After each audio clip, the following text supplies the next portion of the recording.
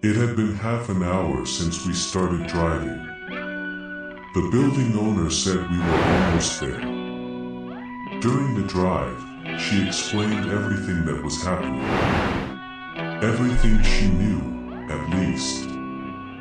These creatures had been in the building for at least 3 generations. She was the 3rd. Her mother had taught her what she needed to do about them. As far as she knew, they could live for years without eating. But that didn't mean they wouldn't eat. And they only eat people. Of course they do. I said sarcastically when she explained that part. They were attracted to the sound of water. She didn't know why they had this kind of behavior, she just knew it was that way. And they are active at night, more specifically between 10 p.m. and 4 a.m. That is the reason those rules existed. She called me stupid for not following them and for not trusting her after breaking them. In that moment, I understood how dumb I had been. I asked why the creature didn't eat me when the creature was right in front of me, and how exactly it would eat without having a mouth. She said she didn't have a full answer for that. First, there are different types of creatures. The one I saw was a scarven.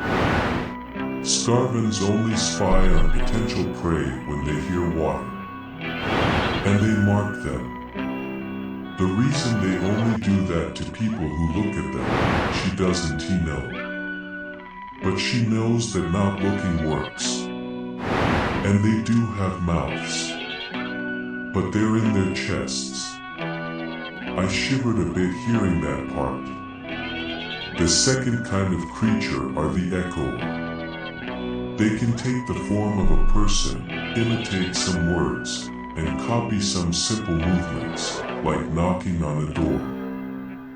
I asked why he wouldn't just enter the room, and how he got into the bathroom. She said echoers are not the strongest. In fact, they're weaker than a normal person. They rely on ambushes to catch their prey. That is why he wanted me to answer the door. The way he got in is stranger, and seems almost impossible. All the creatures have the ability to crush their bones to fit into small spaces. Very small spaces. Echoers take this to the extreme. And they have access to the pipes of the building. She pulled over when she finished explaining that part. We were at a house in the middle of the forest, at least 2 miles away from the nearest point of civilization. It's a house for these special occasions. You'll be safe there, she said while getting out of the car. We started entering the house. There was a stone wall at least 6.5 feet high. Step exactly where I stepped. There are traps here, and you don't want to lose a leg. I was starting to understand what she meant about this house being for this occasion. The whole house was one big trap. The front door had some kind of fire and gasoline trap. As we walked upstairs, I saw some bear traps, and something that was present in every part of the house.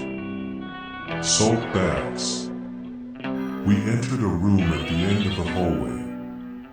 The space was full of salt bags.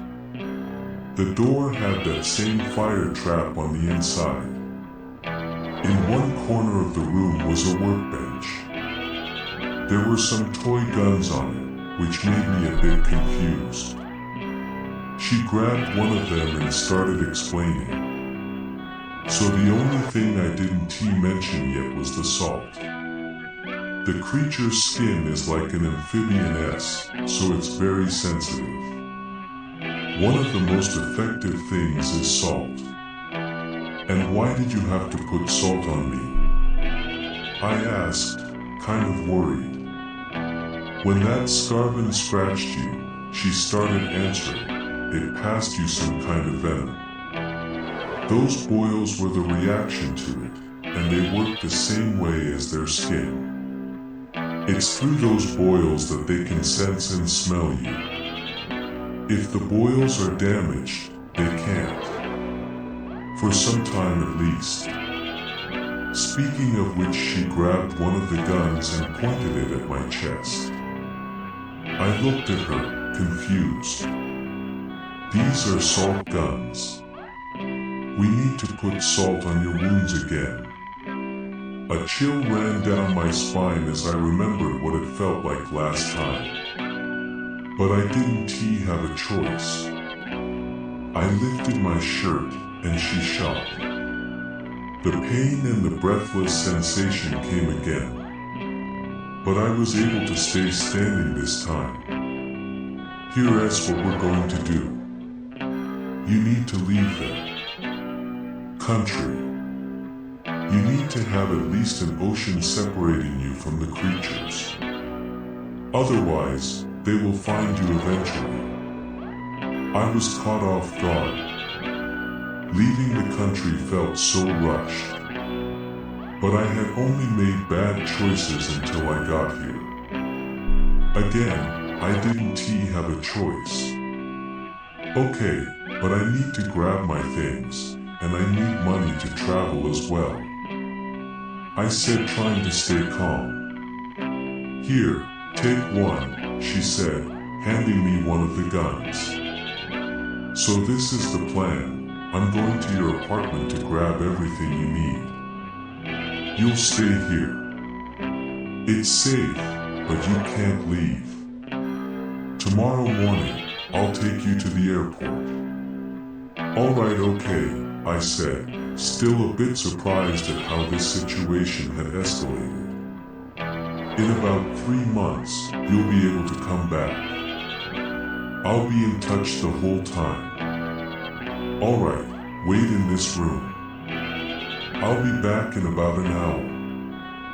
When she finished, she went through the door and left. I grabbed a chair near the workbench and sat down. I heard her car driving away. I held the gun tighter, still a bit afraid. It was the first time I was alone after all this. After half an hour, the boils had grown again.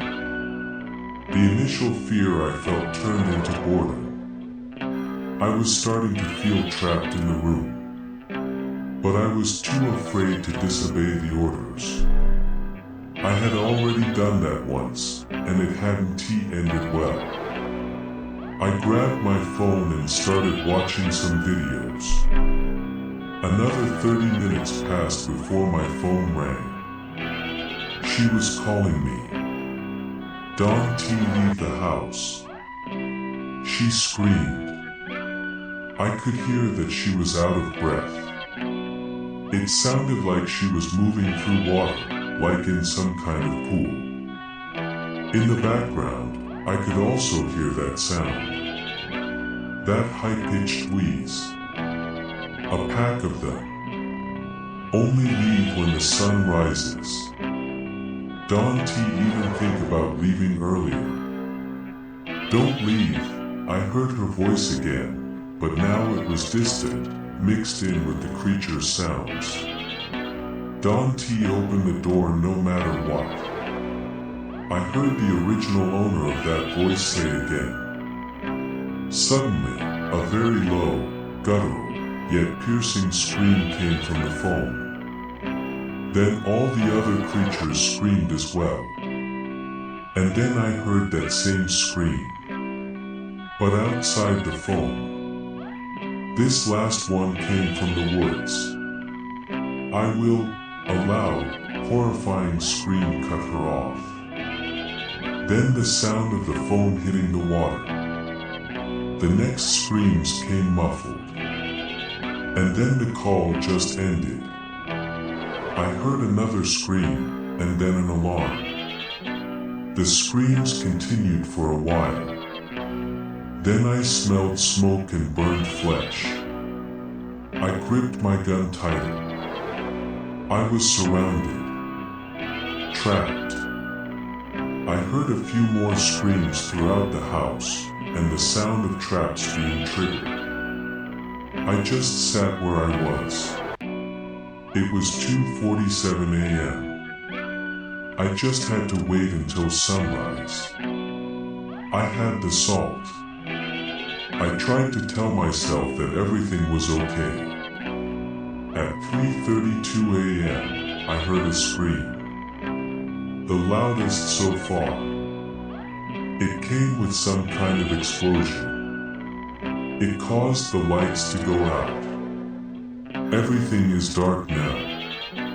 It's 4:29 a.m. The scream stopped. But I can hear their steps. They're breathing. I put some salt on my boils, but it doesn't seem to have much effect anymore. My battery is running out. I have to do something before that, or I'll be completely blind in this darkness. I heard knocks on the door downstairs. Leave the house. It's her voice. I think I shouldn't open it.